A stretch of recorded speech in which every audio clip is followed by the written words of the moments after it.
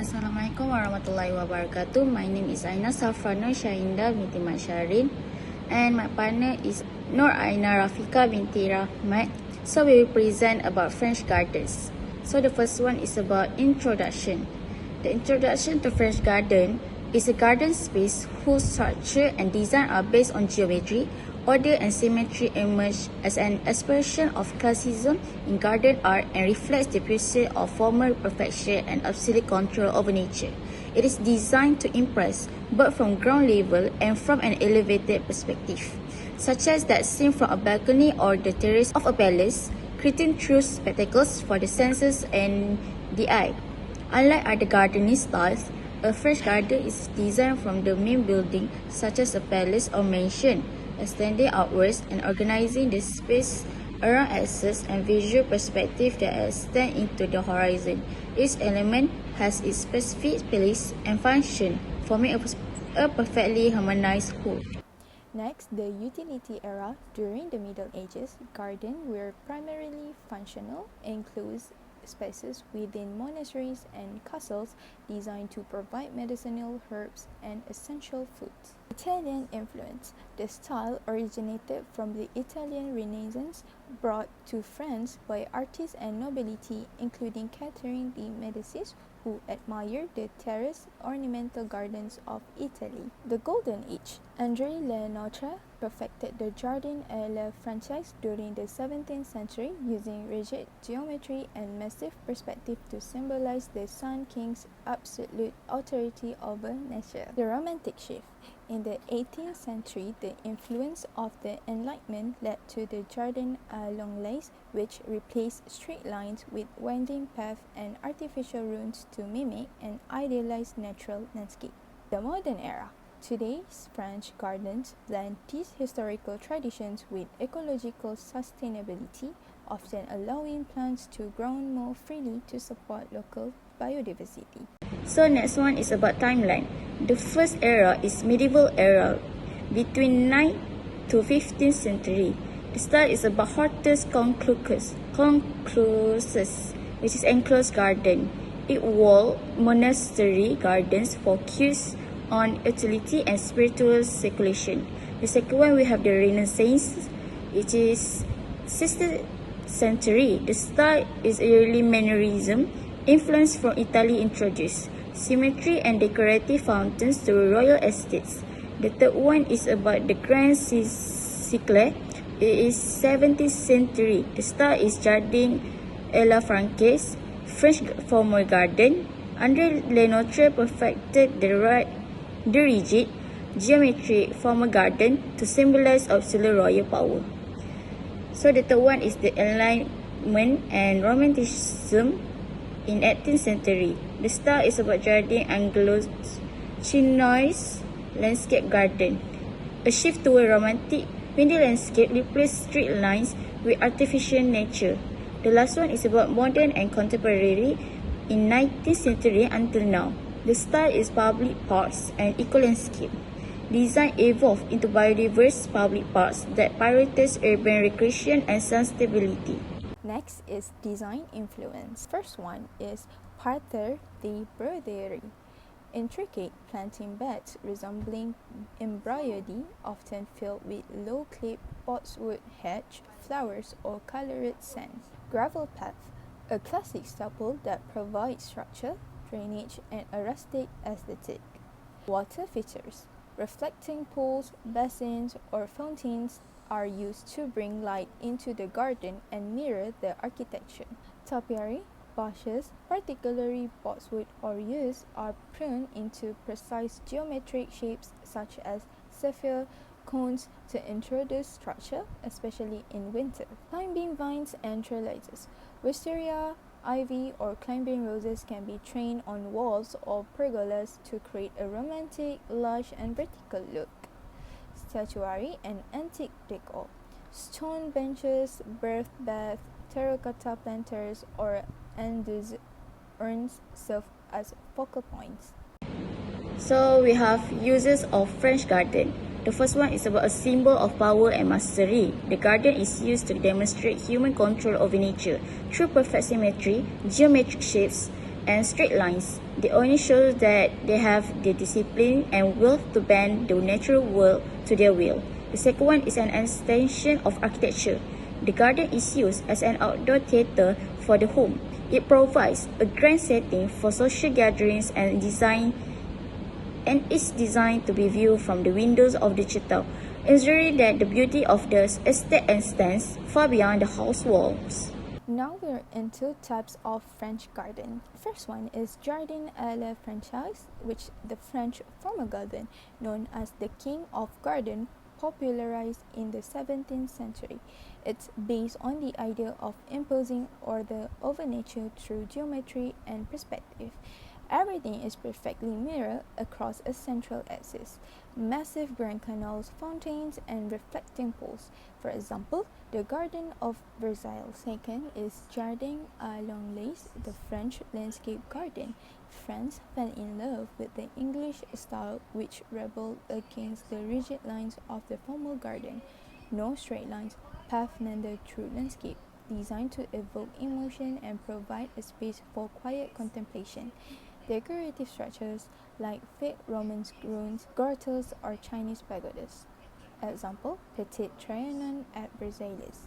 Third, Jardin de Cœur, the priest garden, utilitarian style traditionally found behind village rectories.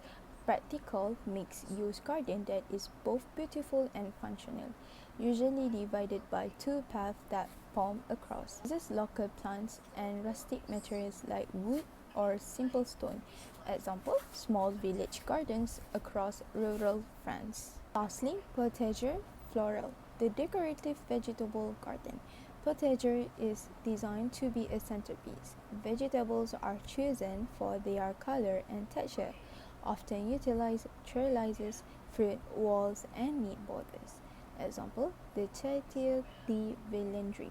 So the vegetation in design, the first one is parterres de broderie, intricate geometric garden beds often using clipped bosswood, which is bosses sempervirens, to create embroidery like design filled with seasonal flowers, sand, or gravel. Then we have structures, hedges, and topiary. It dense trimmed hedges, often bosswood or yew, serve as defining walls, walkways, and frames for the garden structure. The third one is about color and scent integration. The lavender is quintessential for edging, combined with roses, hydrangeas, peonies, daisies, hollyhocks for color, particularly in the relaxed French country style. So the fourth one is potager, which is vegetable garden, and its function makes beauty in formal kitchen gardens. For example, Villandry, where raised beds contain vegetable, herbs, and flowers laid out symmetrically. Then the last one, we have focal points and water. It's about statue, urns, and water features like fountains or pools at a central, symmetrical focal point to create an atmosphere of grandeur. Moving on, landscape features and furnitures. French gardens are designed to be viewed from a distance, typically from a raised terrace or the windows of a chateau. The central axis, a long straight path that serves as the spine of garden, creating a sense of infinite perspective. Patterns, symmetrical planting beds arranged in geometric patterns. The most famous is the Pater de Broderie. Water features, reflecting pools, circular basins, and grand fountains are essential. They add light, movement, and a sense of luxury to the rigid layout. Bosquets, small garden rooms or groves tucked away from the main axis, often containing hidden fountains, statues, or mazes. French garden furniture balance the formality of the landscape with elegance and comfort. Wrought iron, intricate scroll metal and tables, often called Parisian cafe style. They are usually painted in cool tones like white, sage green, or charcoal. Stone benches, heavy carved limestone or marble benches are placed at the end of walkway to provide a quiet spot for reflection. Wood and slabs, classic folding wooden chairs, provide a more rustic, Provençal feel to less formal areas. Characteristic of planting style commonly found in geometric structure and patterns. Patterns de broderie. These are low, flat ornamental beds designed to look like embroidered patterns or carpet designs. They consist of intricate symmetry patterns outlined with low, meticulously clipped boxwood hedges, which is Bosse's sempervirens. The second one is about geometric shapes. Plant beds are rarely organic, usually defined by strict geometric shapes, which is squares, rectangles, circles, and scrolls. And then we have infill planting. The areas inside the boxwood hedges are often filled with contrasting materials like colorful flowers, white gravel, sand, or crushed brick. And then the second one is about meticulous hedging and topiary, and it's about architectural plants. Plants are treated as living architecture, sculpted to enhance the symmetry of the landscape. Please alleys, trees such as hornbeam, Carpinus betulus, or lime, tilia are planted in straight rows, are pruned to create living tunnels or walls of greens, often called alleys.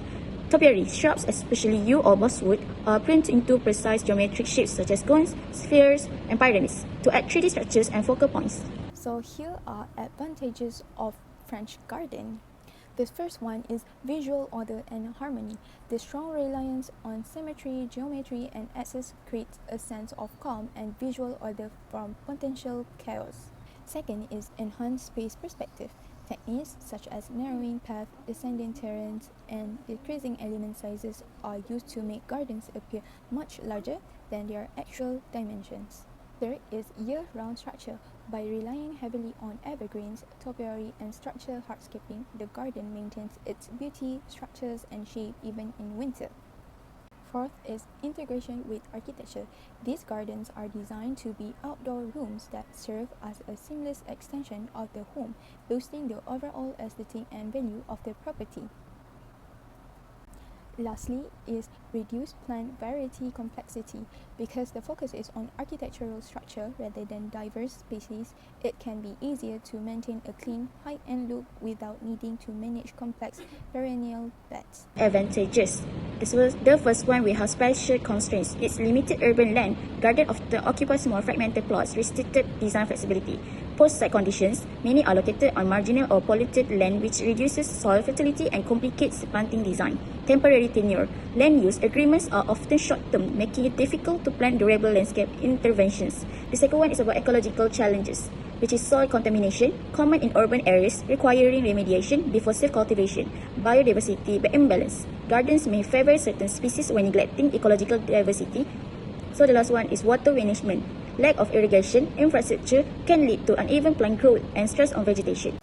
In conclusion, the French garden represents a monumental fusion of art and intellect, serving as a living testament to an era that valued absolute order, mathematical harmony, and the theoretical display of human power over the untamed natural world. By integrating rigid geometric symmetry, expansive vistas, and meticulous topiary, these gardens transcend mere horticulture to become an enduring architectural legacy that continues to influence modern landscape design and our aesthetic relationship with the environment.